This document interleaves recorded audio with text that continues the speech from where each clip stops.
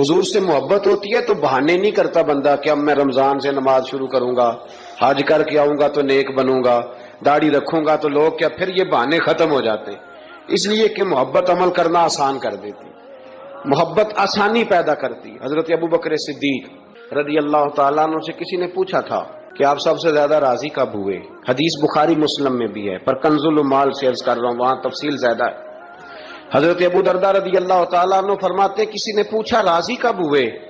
انسان بڑی دفعہ راضی ہوتا ہے نا، جب مسلمان ہوئے تھے تب بھی بڑے راضی ہوئے ہوں گے، جب اللہ نے بیٹا دیا تھا تب بھی بڑے راضی ہوئے ہوں گے، اور پھر اللہ نے انہیں امیر المومنین بنایا، یہ سارے وقت ہوتے ہیں نا خوشی کے۔